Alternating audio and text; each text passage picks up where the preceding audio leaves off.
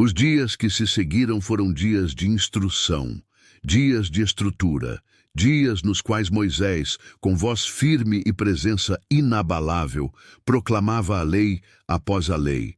Não apenas os 10 mandamentos, aqueles já haviam sido escritos em pedra.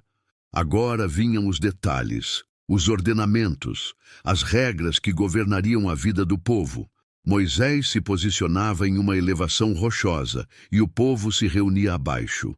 Homens, mulheres, crianças, todos queriam ouvir, todos queriam compreender, porque agora sabiam que não era apenas Moisés falando. Era a própria vontade de Deus sendo articulada através das palavras de seu profeta. Aquele que golpeia um homem e o mata será condenado à morte, proclamava Moisés. Mas aquele que não o fez de propósito, mas Deus o permitiu, eu te designarei um lugar onde possa fugir. O povo escutava, registrava em suas mentes cada palavra, porque estas eram as leis que ordenariam sua vida juntos como povo. Se alguém roubar um escravo, continuava, e o escravo for encontrado em seus pertences, aquele que roubou será condenado à morte. Um homem não é propriedade para ser roubada como um boi ou um carneiro. Havia justiça naquelas palavras. Havia proteção. Havia a declaração clara de que a vida humana tinha valor sagrado.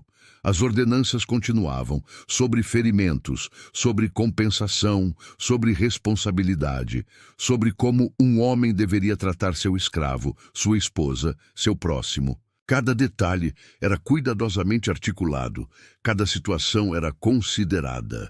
Era uma legislação completa, não apenas comandos morais, mas estrutura prática para governar uma sociedade.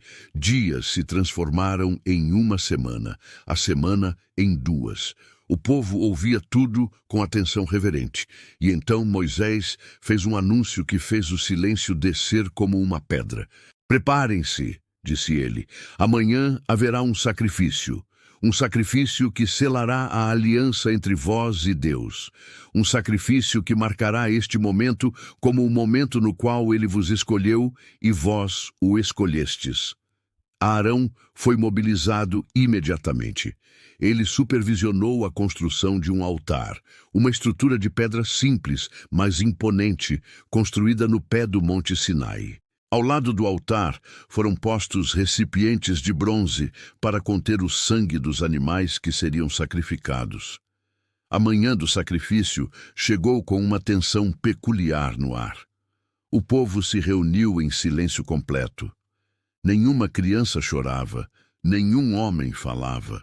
Era como se todos compreendessem que estavam prestes a presenciar algo irreversível, algo que os marcaria para sempre. Moisés estava vestido de branco, puro, limpo, santificado. Sua presença era solene, quase mística. Ele caminhou até o altar e ergueu sua voz. Hoje, proclamou, Israel é unido a Deus através de um pacto, um acordo sagrado que não pode ser quebrado, que não pode ser desfeito, que durará para sempre. Sacrifícios foram trazidos, jovens touros, animais perfeitos, sem defeito, escolhidos especificamente para este momento. Arão os oferecia, e cada um era ritualmente abatido. O sangue era coletado nos recipientes de bronze. O povo observava em silêncio reverente. Moisés tomou uma porção do sangue e a aspergiu sobre o altar. O sangue caía como chuva sobre a estrutura de pedra, manchando-a, consagrando-a. Então ele se virou para o povo. Moisés caminhou em sua direção com os recipientes. Seu rosto era solene, seu corpo ereto, sua presença absoluta. Este é o sangue da aliança, proclamou, sua voz ecoando através do deserto. Este sangue representa o pacto entre vós e o Senhor vosso Deus. Selará tudo o que foi proclamado, tornará permanente tudo o que foi dito. Este não é um acordo temporário, é eterno. Moisés ergueu um dos recipientes acima de sua cabeça. Vós haveis ouvido as leis, continuou. Vós as compreendeis, vós as aceitareis, vós vivereis sob elas, vós as guardareis nos vossos corações. O povo, em uma voz unificada, dezenas de milhares de pessoas falando como se fossem uma pessoa, respondeu: Sim, faremos tudo o que o Senhor disse. E naquele instante, Moisés aspergiu o sangue sobre o povo. O sangue caía como gotas de chuva vermelhas. Tocava os rostos das pessoas, manchava suas roupas, penetrava simbolicamente em seus corações. Homens sentiam aquilo em suas peles. Mulheres choravam enquanto o sangue as tocava, não de medo, mas de um reconhecimento profundo de que algo irreversível havia acontecido. Crianças pequenas choravam, não de dor, mas de reação instintiva à natureza visceral daquele momento. O povo inteiro havia sido marcado, literal e simbolicamente. O sangue da aliança estava sobre eles. Moisés permanecia no centro, segurando os recipientes vazios, seu próprio corpo também manchado pelo sangue. Ele era o intermediário. Ele era aquele que havia trazido o sangue do sacrifício e o havia aspergido sobre a nação. A aliança está selada, proclamou, sua voz vibrando com autoridade que não era apenas humana. Vós agora pertenceis a ele, e ele vos pertence para sempre. O silêncio desceu novamente. Um silêncio diferente desta vez. Não era o silêncio do medo. Era o silêncio da transformação, do reconhecimento de que algo havia mudado no nível mais fundamental. Moisés se afastou lentamente do altar. Ele caminhou em direção ao Monte Sinai. Quando Moisés chegou ao pé da montanha, o povo viu algo extraordinário. Uma nuvem começou a descer do topo. Não era uma nuvem ordinária, era brilhante, radiante, quase translúcida. E dentro dela havia fogo. Moisés olhou para trás uma única vez, para o povo que permanecia atrás dele. Seus olhos encontraram Arão. Permaneçam aqui, disse Moisés, sua voz carregando instrução absoluta. Se alguém tentar me seguir, morrerá. Esta é uma ascensão sagrada. Apenas eu posso subir. E então Moisés começou a subir. Passo após passo, ele subiu a montanha. Seus pés tocavam as pedras que ainda estavam quentes do fogo divino que havia caído dias antes. Sua respiração se tornava mais difícil à medida que subia. Seu corpo sentia o peso de cada passo, mas ele continuava. A nuvem desceu e o envolveu. O povo, observando de baixo, viu Moisés desaparecer completamente na luz radiante. E então a nuvem subiu novamente, levando Moisés consigo, carregando-o para o topo da montanha. Arão permanecia em pé, observando aquele espetáculo. Ao seu lado estavam os anciãos de Israel, os homens que agora eram responsáveis por manter a estrutura que havia sido estabelecida. Quanto tempo ele fica lá? Perguntou um dos anciãos. Arão apenas sussurrou. O tempo que Deus disser. Os dias começaram a passar. 1, 2, 3, uma semana, 2 semanas. O povo se acostumava com a rotina de Moisés estar ausente. Arão tomava decisões menores. Os líderes de 10, 50, 100 e 1000 mantinham a ordem. A vida continuava, mas no topo da montanha algo extraordinário estava acontecendo. Moisés estava em uma presença tão intensa que o tempo havia deixado de ter significado. Ele recebia instrução, recebia revelações, recebia não apenas as leis que havia proclamado, mas os detalhes de como tudo funcionaria. Como o tabernáculo seria construído, como os sacerdotes seriam escolhidos, como os sacrifícios deveriam ser oferecidos.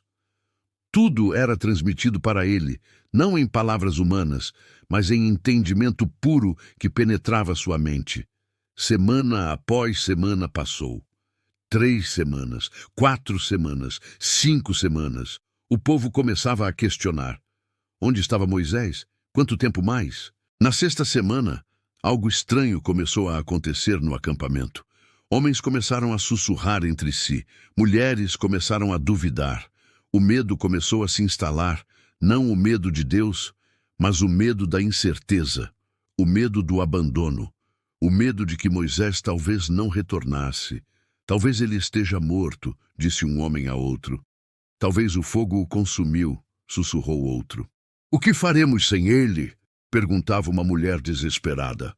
Arão tentava manter a ordem, mas mesmo ele começava a sentir a tensão crescente. O povo precisava de algo, precisava de um símbolo, precisava de algo tangível para manter sua fé. A 7ª semana chegou, 40 dias. Um número completo, um número que significava completude, transformação, renovação. Então, na manhã do 40º dia, a nuvem que havia envolvido o topo da montanha começou a se dissipar. O povo viu o movimento. Uma figura começou a descer, lentamente no princípio, depois mais rapidamente. Era Moisés. Mas não era o mesmo Moisés que havia subido 40 dias antes. Seu rosto brilhava, não com suor ou exaustão, mas com uma luminosidade que não era humana. Era como se o rosto dele refletisse a presença divina que havia estado tão próxima durante aqueles 40 dias. Era como se um aspecto de Deus tivesse permanecido com ele, marcando-o, mudando-o. Em suas mãos, ele carregava as 2 tabuletas de pedra novamente, mas desta vez havia mais que apenas as 10 leis. Havia instruções completas, descrições detalhadas, a arquitetura completa de como Israel deveria viver, como deveria adorar, como deveria se estruturar. Quando Moisés chegou ao pé da montanha e o povo o viu claramente, houve um grito de reconhecimento, de alívio, de maravilha perante aquela transformação visível.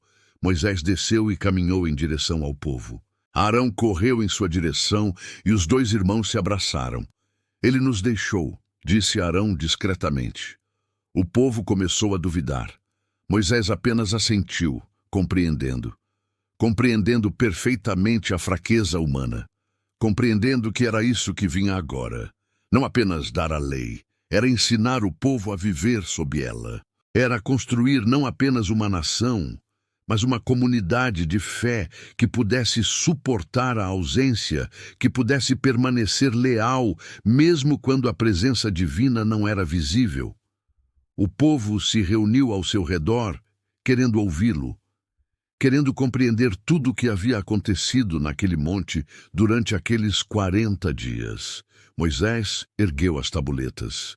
Vós fostes selado com sangue, proclamou. Vós agora pertenceis a Deus, e a partir de agora, estas são as instruções que governarão como vós o adorareis, como vós o servireis, como vós permanecereis fiéis ao pacto que foi estabelecido. E enquanto falava, o brilho em seu rosto parecia se intensificar, um testemunho permanente de que ele havia estado na presença do Divino, de que tinha recebido não apenas instruções, mas transformação, de que os 40 dias no monte haviam marcado Israel para as eras vindouras.